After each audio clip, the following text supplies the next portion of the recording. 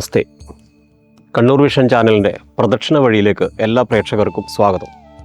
നമ്മുടെ ഇന്നത്തെ പ്രദക്ഷിണ വഴി എത്തിച്ചേർന്നത് മലപ്പട്ടം ശ്രീ ഭഗവതി ക്ഷേത്രത്തിലാണ്.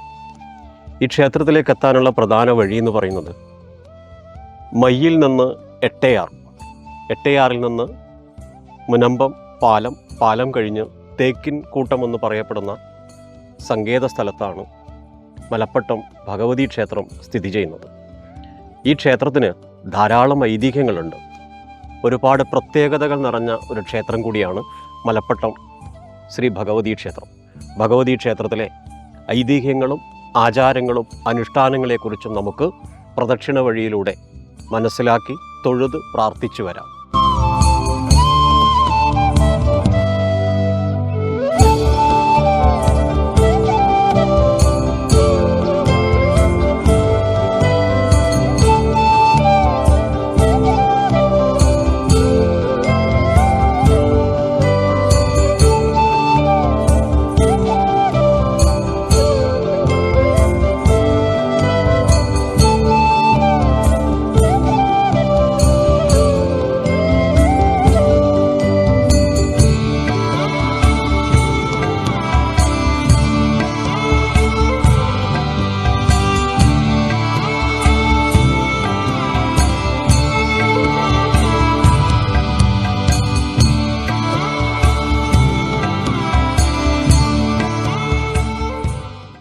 മലപ്പട്ടം ഭഗവതി ക്ഷേത്രത്തിലേക്ക് പടവുകൾ കയറി വരുമ്പോൾ തന്നെ നമുക്ക് ആദ്യം കാണുന്നത് ക്ഷേത്രക്കുളമാണ്.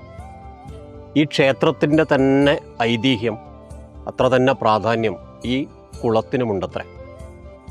ഇന്ന് കാലം കൊണ്ട് ക്ഷേത്രത്തിൻ്റെ കുളം ജീർണാവസ്ഥയിൽ ആയിക്കഴിഞ്ഞു.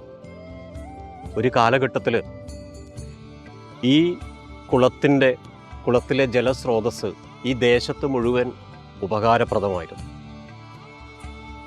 ഐതിഹ്യവുമായി ബന്ധപ്പെട്ട് നോക്കുമ്പം ക്ഷേത്രത്തിലെ ദേവിയുടെ കോപശമനാർത്ഥം ക്ഷേത്രത്തിൻ്റെ ശ്രീകോവിലിൽ നിന്ന് നേരിട്ട് ദർശിക്കാവുന്ന രീതിയിലാണ് ഈ ക്ഷേത്രക്കുളം നിർമ്മിച്ചത്.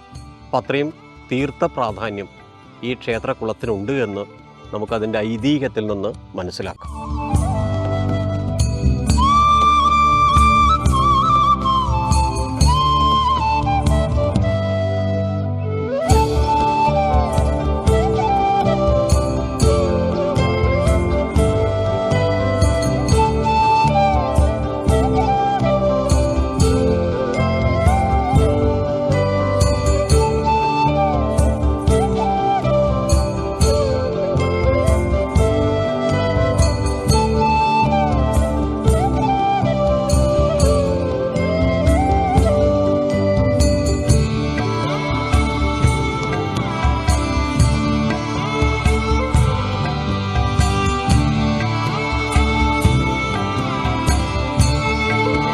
മലപ്പട്ടം ഭഗവതി ക്ഷേത്രത്തിൻ്റെ കുളത്തിലേക്കൂടെ നമ്മൾ കയറി കഴിഞ്ഞാൽ ഗോപുരം കാണും. ആ ഗോപുരം കഴിഞ്ഞ് തിരുമുറ്റത്തെത്തുമ്പം വലിയ ബലിക്കല്ലോടുകൂടി ക്ഷേത്രത്തിൻ്റെ ബലിക്കല്ല് കാണുമ്പം നമുക്ക് മനസ്സിലാക്കാം ആ ക്ഷേത്രത്തിൻ്റെ പ്രാധാന്യം, അവിടുത്തെ ആരാധനയുടെ പ്രാധാന്യം ഒക്കെ. മറ്റൊരു പ്രത്യേകത, ഒരു ഗ്രാമത്തിൻ്റെ മുഴുവൻ ഐശ്വര്യമാണ്, ഒരു ഗ്രാമദേവത കൂടിയാണത്രേ മലപ്പട്ടത്ത് ശ്രീ ദുർഗാ ഭഗവതി ക്ഷേത്രം. ക്ഷേത്രങ്ങളൊക്കെ ഉദ്ധരിക്കുന്നൊരു കാലഘട്ടം. മലബാർ ദേവസ്വം ബോർഡിന് കീഴിൽ അനവധി ക്ഷേത്രങ്ങളുണ്ട്. 2500-ലധികം ക്ഷേത്രങ്ങൾ മലബാർ ദേവസ്വം ബോർഡിന് കീഴിൽ മാത്രമുണ്ട്. കഴിഞ്ഞ പ്രദക്ഷിണ വഴി പ്രേക്ഷകർ കണ്ടപ്പോൾ നണിയൂർ ശ്രീ ദുർഗാ ഭഗവതി ക്ഷേത്രത്തിൽ പോയപ്പോൾ അവിടെ കണ്ടതും ക്ഷേത്രത്തിന് പല ഭാഗങ്ങളും നാശോന്മുഖമാണ്. മലപ്പട്ടം ശ്രീ ദുർഗാ ഭഗവതി ക്ഷേത്രം ഒരുപാട് നവീകരണ പ്രക്രിയകൾ ഇനിയും നടക്കേണ്ടതുണ്ട്. ഭൗതികമായ കാര്യങ്ങൾ നടക്കേണ്ടതുണ്ട് എന്ന് പ്രേക്ഷകർക്ക് കാണുമ്പോൾ തന്നെ കാണാം. കാരണം വലിയ മഹാക്ഷേത്രത്തിന് തുല്യമായ ക്ഷേത്രം, എന്നാൽ ധാരാളം ജീർണതകൾ ക്ഷേത്രത്തിനുണ്ട്. അത്തരം ജീർണതകളൊക്കെ പരിഹരിച്ച് ഈ ക്ഷേത്രത്തിൻ്റെ അതേ പ്രാധാന്യം ഇവിടുത്തെ തീർത്ഥക്കുളത്തിനുണ്ടെന്നാണ്. ദുർഗാ ഭഗവതിയുടെ കോപശമനാർത്ഥമാണത്രേ ഈ ക്ഷേത്രത്തിന് നേരെ മുൻപിൽ കുളം. അപ്പോൾ ആ കുളം നവീകരിക്കുന്നതോടുകൂടിയാണ് ഈ ക്ഷേത്രത്തിൻ്റെ കൂടി ഉന്നമനം ഉണ്ടാകുക എന്ന് അതിൽ നിന്ന് തന്നെ നമുക്ക് മനസ്സിലാക്കാം. മലബാർ ദേവസ്വം ബോർഡും അതുപോലെ തന്നെ ക്ഷേത്ര കമ്മിറ്റിയും ദേശജനങ്ങളുടെയും അശ്രാന്ത പരിശ്രമം കൊണ്ട് ആ കുളം നവീകരിച്ച് ക്ഷേത്രം അഭിവൃദ്ധിയിലെത്തട്ടെ എന്നുകൂടി നമുക്ക് പ്രദക്ഷിണ പഥത്തിലൂടെ, പ്രദക്ഷിണ വഴിയിലൂടെ പ്രാർത്ഥിച്ച് നമുക്ക് ക്ഷേത്ര ഐതിഹ്യങ്ങൾ തൊഴുത് പ്രാർത്ഥിക്കാം.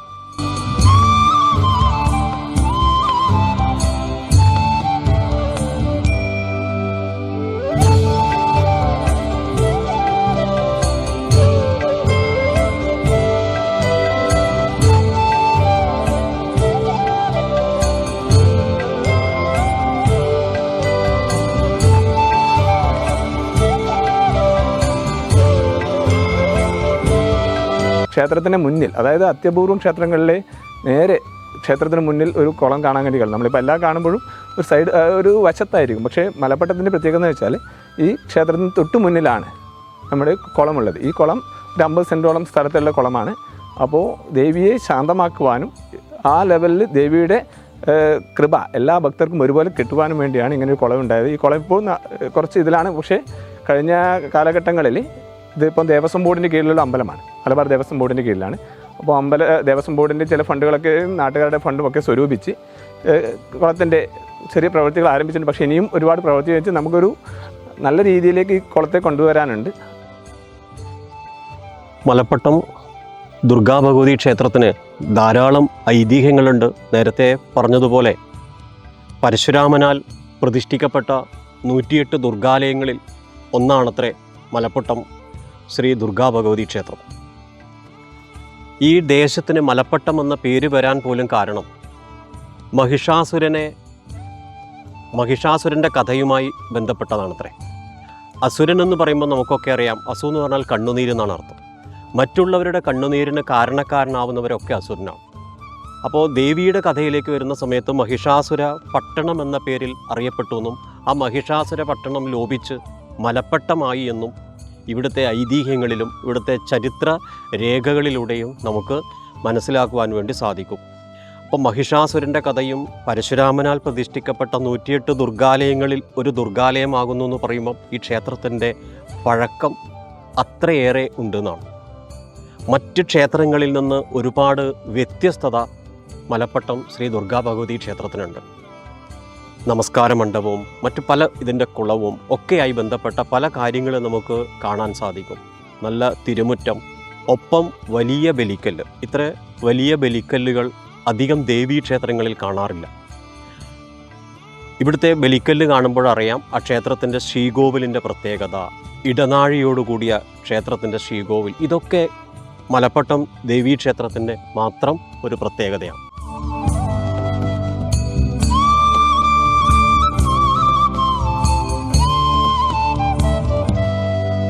പഴയ കഥകളിൽ പറയുകയാണെങ്കിൽ കൊട്ടനാടി വയൽ എന്ന് പറഞ്ഞൊരു വയലുണ്ട് അടുത്തുണ്ട്. ഒട്ടകങ്ങൾ ആടെ ചവിട്ടിത്താത്തിയെന്നാണ് പറയുന്നത്. അങ്ങനെ പൊന്നും കൊണ്ട് പോകുമ്പോൾ ഉള്ള ഇതിൽ കൊട്ടനാടി വയൽ.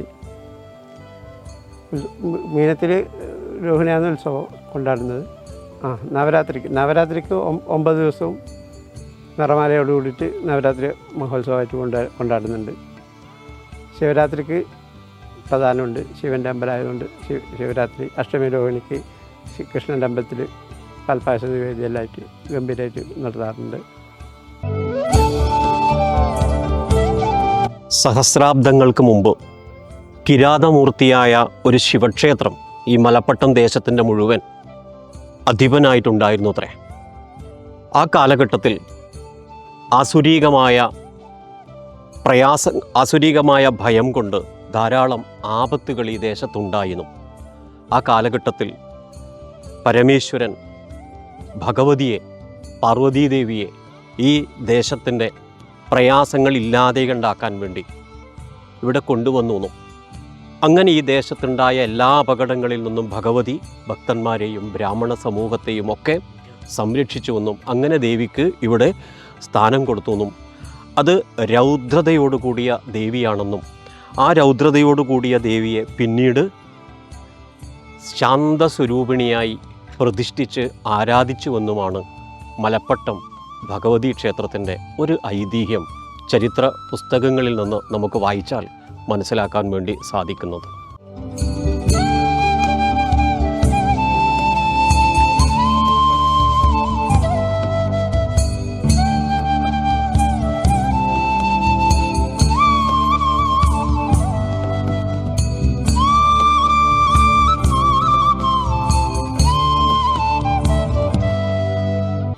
അങ്ങനെ ഗ്രാമത്തിൻ്റെ ആപത്ത് കാലഘട്ടത്തിൽ പാർവതീദേവിയെ രൗദ്രരൂപത്തിൽ ഇവിടെ പ്രതിഷ്ഠിക്കപ്പെട്ടുവെന്നും പിന്നീട് അവതാരോദ്ദേശം കഴിഞ്ഞ സമയത്ത് ഈ നാടുവാഴികളും ഇതിൻ്റെ ഊരാള പരമ്പരകളും എല്ലാം ഈ ക്ഷേത്രത്തിൻ്റെ അനുഷ്ഠാനങ്ങളിൽ നിന്നും ആചാരങ്ങളിൽ നിന്നും മാറിപ്പോയി എന്നും അങ്ങനെ പിന്നീട് ഇത് കരക്കാട്ടിടം പരമ്പരയിലേക്ക് എത്തിച്ചേർന്നുവെന്നും അവിടുന്ന് പിന്നീട് ദേശത്തെ ചില വാര്യങ്ങളിൽ ചെങ്ങളാവീട് പോലുള്ള ചില വാര്യങ്ങളിലേക്ക് ഈ ക്ഷേത്രത്തിൻ്റെ ആരാധനാ അനുഷ്ഠാനങ്ങൾ വന്നുവെന്നും അവരും ശിവനെ മറന്ന് ദേവിയെ മാത്രം ആരാധിച്ചുവെന്നും അങ്ങനെ ആ ശിവക്ഷേത്രത്തിൻ്റെ നാശോന്മുഖമായതോടുകൂടി ഈ ക്ഷേത്രത്തിനും നാശം വന്നുവെന്നാണ്.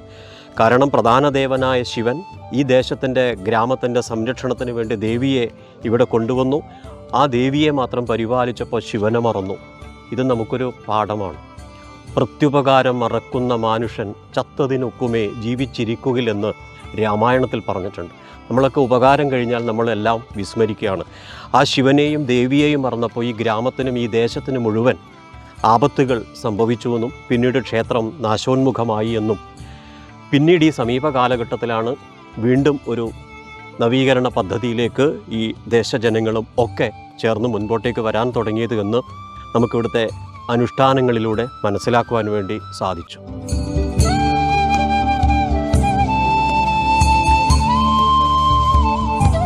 ക്ഷേത്രത്തിൻ്റെ ഊരാള പാരമ്പര്യം എന്ന് പറയുന്നത് കാട്ടുമാട ഇല്ല പാരമ്പര്യമാണ്. താന്ത്രിക പാരമ്പര്യം എന്ന് പറയുന്നത് മുല്ലപ്പള്ളി ഇല്ല സമ്പ്രദായമാണ്. ഒരു കാലഘട്ടത്തിൽ വാര്യന്മാരും താന്ത്രികവും ഊരാളരും ഒക്കെ ഈ ക്ഷേത്രത്തിൻ്റെ ഉന്നമനത്തിന് പ്രവർത്തിച്ചുവെങ്കിലും പിന്നീട് അവരൊക്കെ ശിവനെ ഉപേക്ഷിച്ചത് ഈ ദേശത്തിനും ആ പരമ്പരകൾക്കും ശിവകോപത്തിനിടവെന്നും ഒക്കെ ഇവിടുത്തെ ഐതിഹ്യങ്ങളിൽ നിന്ന് നമുക്ക് മനസ്സിലാക്കുവാൻ വേണ്ടി സാധിക്കും. എങ്കിലും സമീപ കാലഘട്ടത്തിലായി ധാരാളം നവീകരണ കർമ്മങ്ങളിവിടെ നടന്നുകൊണ്ടിരിക്കുന്നതും നമുക്ക് മനസ്സിലാക്കാം. എങ്കിലും പ്രദക്ഷിണ വഴിയിലൂടെ വരുന്ന സമയത്ത് പ്രേക്ഷകർക്ക് കാണാം ഈ കല്ലിൻ്റെ ഇതിൻ്റെ ഒരു പഴക്കം, ഏറെ പഴക്കം ഈ ക്ഷേത്രത്തിനുണ്ട് എന്നുള്ളത് ഇതിൻ്റെ ആ നിർമ്മാണ പ്രവർത്തനങ്ങളിലൂടെ നമുക്ക് മനസ്സിലാക്കാൻ വേണ്ടി സാധിക്കും. പഴയ പല ദിക്കുകളിലും ജീർണാവസ്ഥയാണ്. നവീകരണം, ക്ഷേത്രത്തിൻ്റെ നവീകരണം ഒപ്പം ഭൗതികമായ നവീകരണവും ഒക്കെ ചെയ്യുമ്പോഴാണ് ക്ഷേത്രം അതിൻ്റെ പൂർണ്ണതയിൽ നിന്ന് പൂർണ്ണതയിലേക്ക് എത്തുക. മീനമാസത്തിൽ 7 ദിവസം നീണ്ടു നിൽക്കുന്ന ഉത്സവം നടന്നൊരു ക്ഷേത്രമാണ്. ആ കാലഘട്ടത്തിൽ 7 ദിവസം ഉത്സവം നടക്കുക എന്ന് പറയുമ്പോൾ കൊടിയേറ്റമായിരിക്കാം. അതിനുശേഷം ഇപ്പം മീനമാസത്തിലെ രോഹിണി നാളിൽ മാത്രം ഉത്സവം നടത്തുന്ന ഒരു സാഹചര്യത്തിലേക്ക് ക്ഷേത്രവും ഇവിടുത്തെ ഭരണസമിതിയും എത്തിച്ചേർന്നു.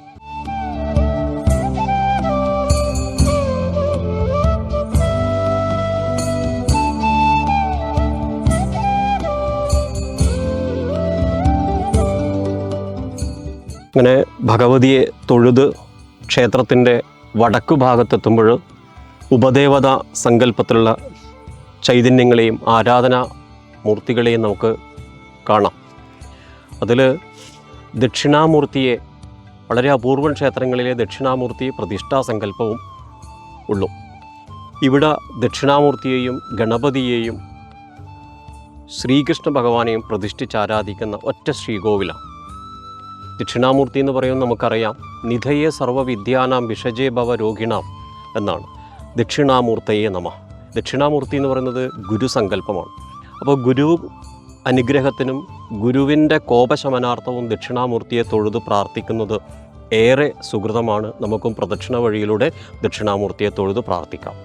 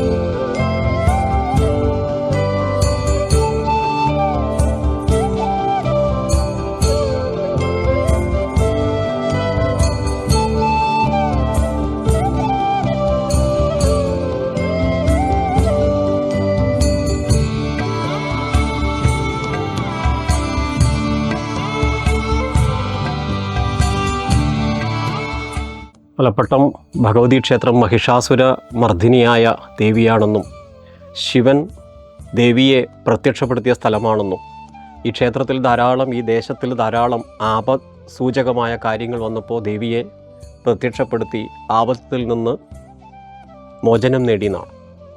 അതുകൊണ്ട് തന്നെ ഏറ്റവും രൗദ്രതയോടുകൂടിയ ദേവിയാണ്. ആ രൗദ്രത കുറക്കാനാണ് അത്രേ ക്ഷേത്രത്തിൻ്റെ തൊട്ടു മുൻപിൽ കാണുന്ന ചിറ. പിന്നീട് സാത്വികമായ രൂപത്തിൽ വീണ്ടും പ്രതിഷ്ഠ നടത്തിയതാണ്. ഈ ക്ഷേത്രത്തിൽ വന്ന് കാര്യസാധ്യത്തിന് വേണ്ടി നിറമാല കഴിച്ചും നെയ്വിളക്ക് വെച്ചും വിവാഹ തടസ്സത്തിന് പരിഹാരാർത്ഥം വിവാഹം പെട്ടെന്ന് നടക്കുന്നതിന് വേണ്ടി പട്ടം താലി സമർപ്പിച്ച് വിവാഹം നടക്കുന്നവരും ഈ ക്ഷേത്രത്തിൽ ഏറെയാണെന്ന് ഇവിടുത്തെ അനുഭവസ്ഥർ നമുക്ക് പറഞ്ഞു തരുന്നു.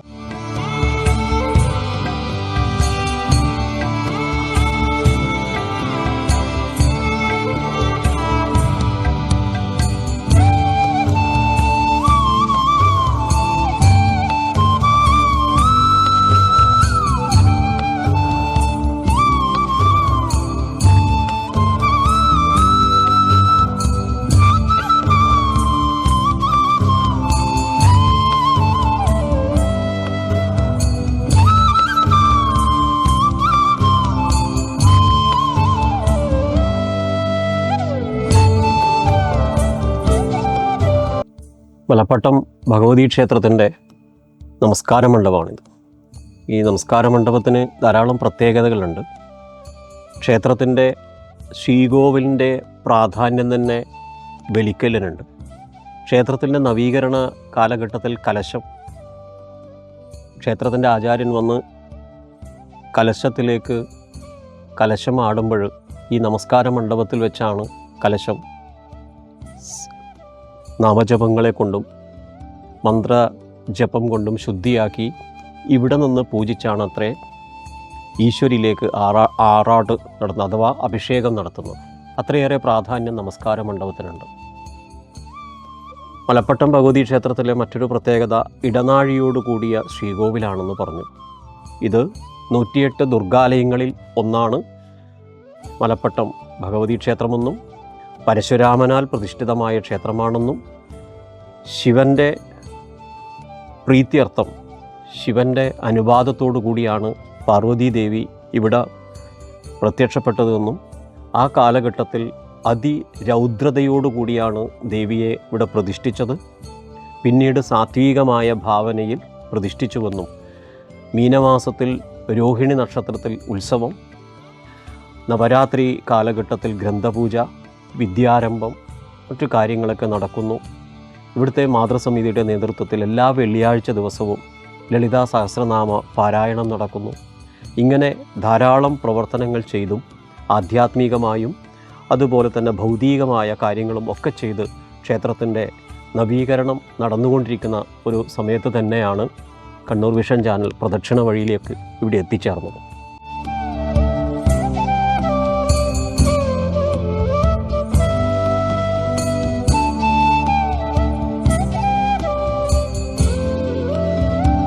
ക്ഷേത്രം രാവിലെ 5:30 നട തുറക്കും. അഭിഷേകം, മലനിവേദ്യം, ഉച്ചപൂജ, ഉഷപൂജ, ഉച്ചപൂജ ഇവിടെ 9:30 നടയടക്കും. വൈകിട്ട് 5:30 നട തുറക്കും. ദീപാരാധന, അത്താഴപൂജ കൂടി നട അടക്കും. വിശേഷ ദിവസങ്ങളിൽ സമയങ്ങളിൽ മാറ്റമുണ്ടാകും. മലപ്പട്ടം ദുർഗാഭഗവതി ക്ഷേത്രം ഇടനാഴിയോടുകൂടിയ ശ്രീകോവിലാണെന്ന് പറഞ്ഞു. സകലവിധ കഷ്ടതകളും അനുഭവിക്കുന്നവർ ഇവിടെ വന്ന് തൊഴുത് പ്രാർത്ഥിച്ച് കാര്യം സാധ്യമാണ്. വിശേഷിച്ചും വിവാഹ തടസ്സത്തിനും സന്താന അഭിവൃദ്ധിക്കും സന്താനമുണ്ടാകാനും ഇവിടെ വന്ന് തൊഴുത് പ്രാർത്ഥിച്ച് കാര്യം നേടുന്നവർ ഏറെയാണെന്ന് ഇവിടുത്തെ അനുഭവസ്ഥരും ഐതിഹ്യത്തിലൂടെയും നമുക്ക് മനസ്സിലാക്കുവാൻ വേണ്ടി സാധിച്ചു. മറ്റൊരു പ്രത്യേകത പറഞ്ഞത് മഹിഷാസുര മർദ്ദിനിയാണെങ്കിലും ഈ ദേശത്തിന് തന്നെ മലപ്പട്ടം എന്ന പേര് വരാൻ കാരണം പറഞ്ഞിട്ടുള്ളത് മഹിഷാസുര പട്ടണം എന്ന പേരിൽ ഒരു കാലഘട്ടത്തിൽ അറിഞ്ഞുവെന്നും ആ മഹിഷാസുര പട്ടണം ലോപിച്ച് മലപ്പട്ടമായി എന്നും ഐതിഹ്യം പറയുന്നു. ആ മലപ്പട്ടത്തിൻ്റെ മുഴുവൻ ഈ ഗ്രാമത്തിൻ്റെ അല്ലെങ്കിൽ ഈ പഞ്ചായത്തിൽ തന്നെ ഏറ്റവും പ്രസിദ്ധമായ ക്ഷേത്രങ്ങളിൽ ഒന്നാണത്രേ മലപ്പട്ടം ശ്രീ ദുർഗാഭഗവതി ക്ഷേത്രമെന്നും നമുക്ക് ഇവിടെ നിന്ന് മനസ്സിലാക്കുവാൻ വേണ്ടി സാധിക്കും.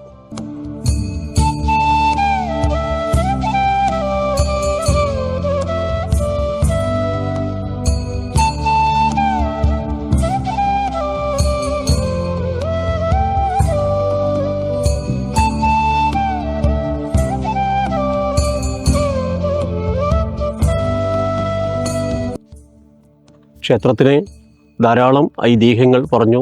ക്ഷേത്രത്തിൻ്റെ മുകൾ ഭാഗം പ്രേക്ഷകർക്ക് കാണാം. പഴയ കാലഘട്ടത്തിലുള്ള ആ നിർമ്മാണ രീതിയാണ് ക്ഷേത്രത്തിൻ്റെ താഴികക്കുടം ഒക്കെ പഴയ ആ പ്രതാപത്തോടു കൂടിയ നിർമ്മാണ രീതിയാണ് ഈ ക്ഷേത്രത്തിൻ്റെത്.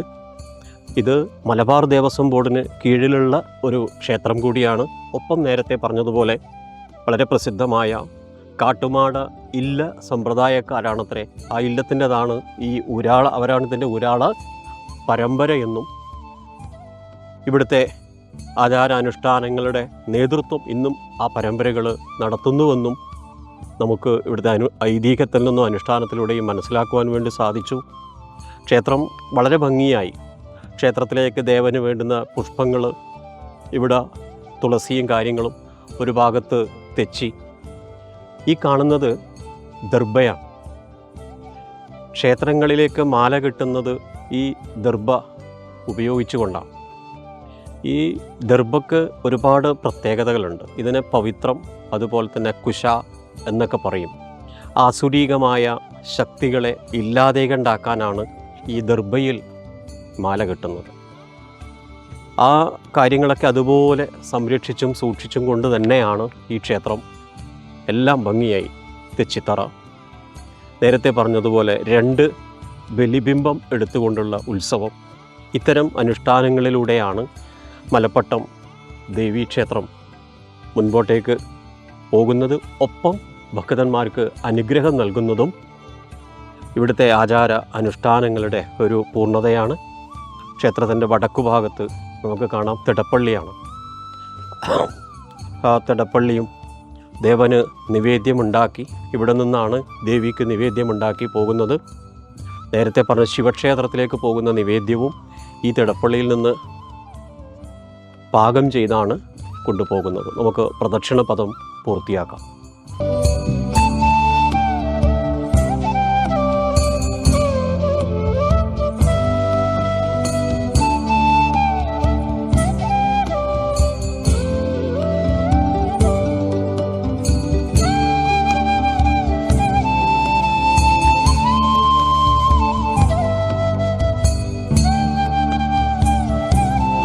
വനിതകളുടെ സഹകരണത്തോടു കൂടി ആണ് കൂടുതൽ പ്രാധാന്യമുള്ളതെന്ന് മുൻപാരോ പറഞ്ഞു കേട്ടിട്ടുണ്ട്.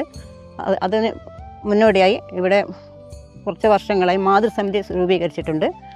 ഏകദേശം 21 അംഗങ്ങളോളം ഉള്ള മാതൃസമിതിയാണ്.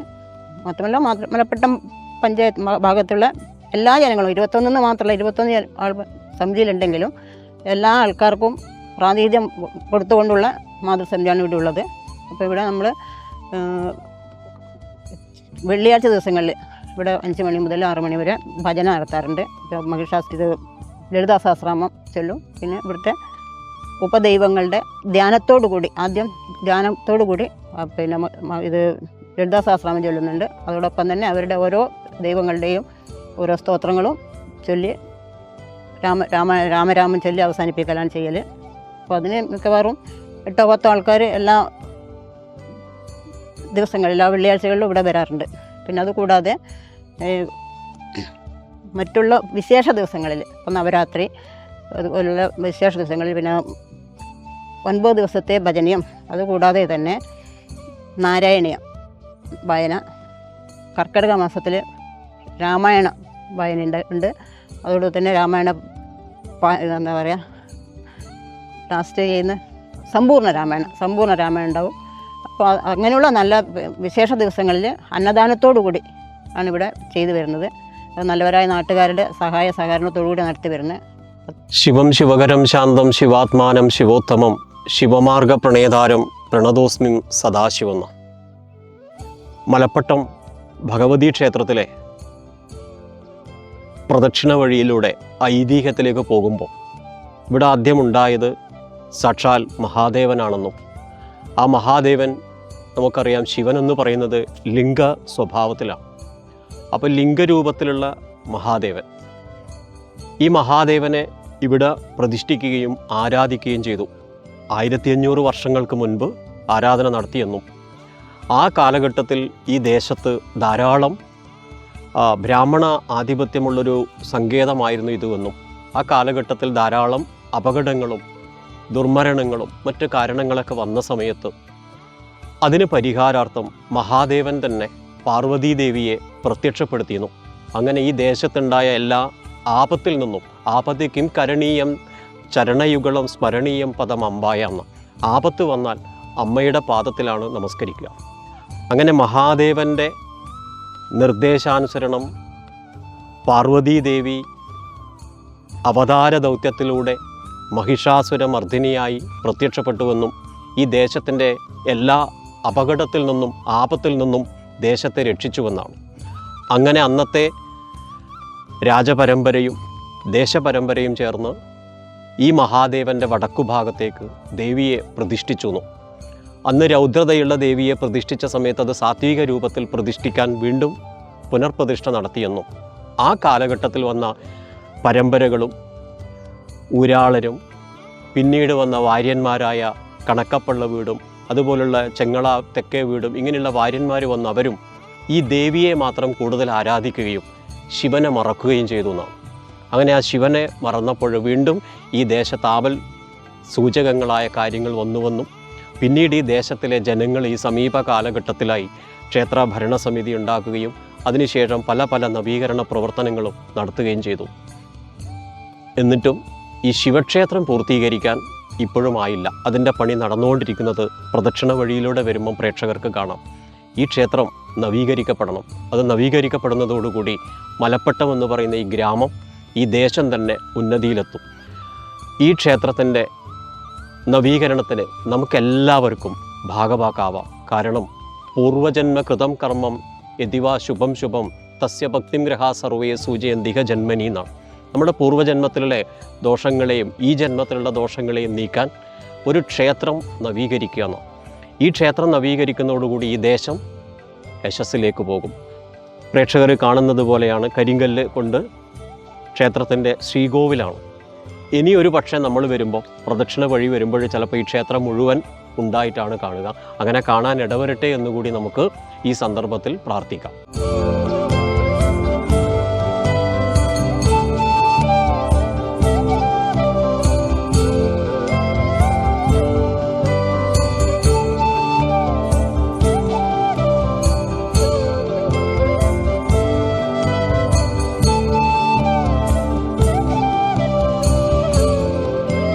അപ്പോൾ ക്ഷേത്രത്തിൻ്റെ ഐതിഹ്യം പറയാമെന്ന് വെച്ചാൽ ഏകദേശം നമ്മൾ ഒരു 1500 വർഷത്തോളം പഴക്കമുള്ള ക്ഷേത്രമാണ്.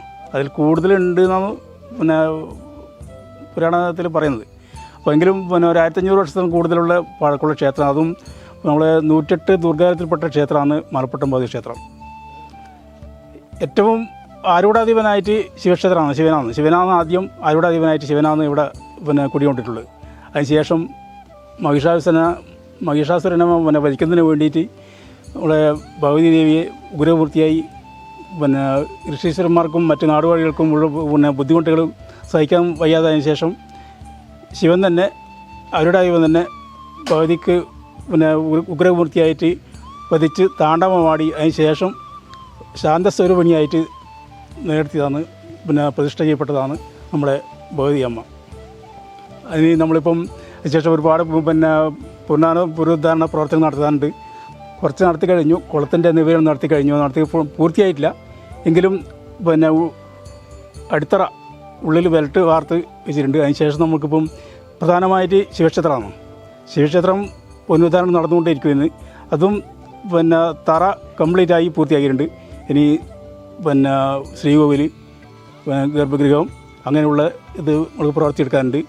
അതുപോലെ തന്നെ നമുക്കിപ്പം പിന്നെ തുടർച്ചയായിട്ട് നമ്മൾ ചുറ്റമ്പലം, പ്രധാനപ്പെട്ട അതിൻ്റെ ചുറ്റമ്പലം കൂടെ അതിൽ പൂർത്തിയാക്കിയിരിക്കാറുണ്ട്.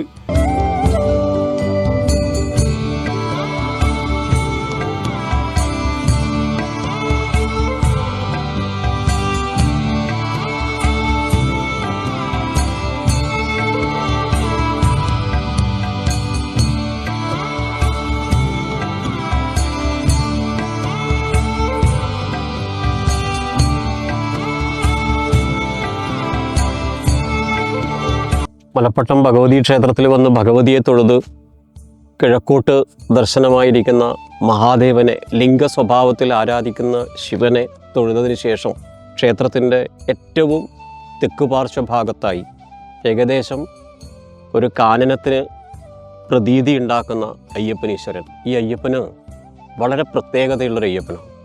പ്രേക്ഷകർക്ക് തന്നെ നോക്കിയാൽ കാണാം. വലത് കാല് ഉയർത്തിപ്പിടിച്ച അയ്യപ്പനീശ്വരനാണ്. ഏറെ പ്രത്യേകത ഈ അയ്യപ്പനുണ്ട്. 5 ദേവന്മാർ ഒത്തുചേർന്നപ്പോൾ അത് അയ്യപ്പൻ എന്നാണ് അല്ലേ? നമ്മൾ പറയാറുണ്ട്, ഭൂമി പ്രപഞ്ചനെ എന്ന് അയ്യപ്പനെ വിളിക്കാറുണ്ട്. പൃഥ്വി, അപ്പ്, തേജോ, വായുരാകാശമാകുന്ന പഞ്ചഭൂതങ്ങളാണ് ഈ ഭൂമിയെ നിലനിർത്തുന്നത്. അതുമായി ബന്ധപ്പെട്ട പ്രത്യേകതയുള്ള ഒരു അയ്യപ്പൻ കൂടിയാണത്രേ ഈ ഭഗവതി ക്ഷേത്രത്തിലെ അയ്യപ്പൻ. പ്രേക്ഷകർക്ക് കാണാം, ധാരാളം പടികൾ കയറി വേണം അതിൻ്റെ മുകളിലെത്തി ക്ഷേത്രത്തിലെ മേൽശാന്തിക്ക് നിവേദ്യം ഭഗവാന് സമർപ്പിക്കാൻ. സദാകാലം മഴയും വെയിലും കൊണ്ട്, എന്തിനേറെ പറയുന്നു, ഈ പ്രദക്ഷിണ വഴി നമ്മൾ എടുക്കുമ്പോഴും നല്ല വെയിൽ കൊണ്ടിട്ടാണ് ഈ പ്രദക്ഷിണം എടുക്കുന്നത്. അത്രയേറെ പ്രാധാന്യത്തിലുള്ള ഒരു ക്ഷേത്രമാണ് ഇത് എന്ന് കാണാം. അയ്യപ്പനീശ്വര കാലഘട്ടം, മണ്ഡലമാസത്തിൽ ധാരാളം ഭക്തന്മാർ വന്ന് മാലയിട്ടും മുദ്ര ധരിച്ചും കെട്ടുനിറച്ചും ഒക്കെ ഇവിടെ വന്ന് തൊഴുത് പ്രാർത്ഥിച്ചു പോകുന്നവരും ഏറെയാണെന്നും നമുക്കറിയാം. അതുപോലെ തന്നെ എള്ളുതിരി, നീരാഞ്ജനം പോലുള്ള വഴിപാടുകൾ ഇവിടെ നടത്തി കാര്യസാധ്യം വരുത്തുന്നവരും ഏറെയാണ്.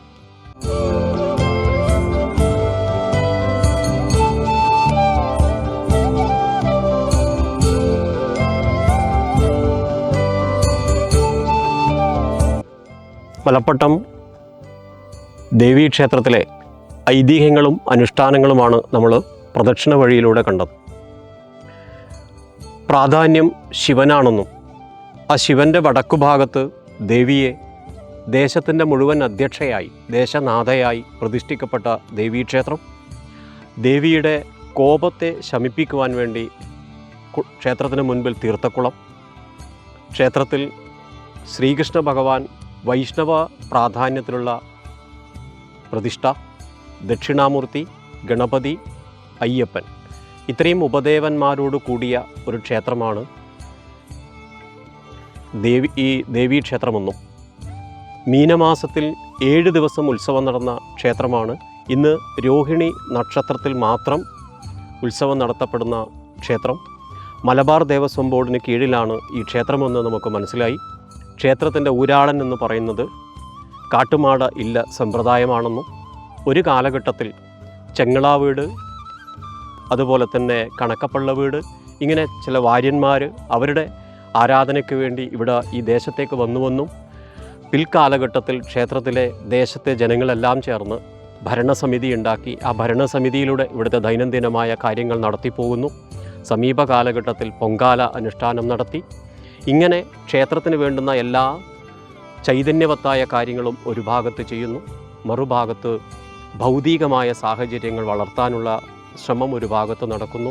പ്രത്യേകം സ്വാമിമാർക്ക് മണ്ഡലമാസത്തിൽ താമസിക്കാൻ ഭജനമഠം, ഇത്തരം അനുഷ്ഠാനങ്ങളിലൂടെ പോകുന്ന ക്ഷേത്രമാണ് മലപ്പട്ടം ശ്രീ ദുർഗാദേവി ക്ഷേത്രമെന്നും പരശുരാമനാൽ പ്രതിഷ്ഠിതമായ ദേവീക്ഷേത്രമാണെന്നും നമുക്കിവിടുത്തെ ഐതിഹ്യത്തിൽ നിന്ന് മനസ്സിലാക്കി. ഈ ഐതിഹ്യവും അനുഷ്ഠാനങ്ങളും പ്രദക്ഷിണ വഴിയും ഇവിടെ പൂർണ്ണമാകുന്നില്ല. വീണ്ടും മറ്റൊരു ക്ഷേത്രത്തിലെ ഐതിഹ്യങ്ങളും അനുഷ്ഠാനങ്ങളുമായി നമുക്ക് വീണ്ടും കാണാം. നന്ദി, നമസ്തേ.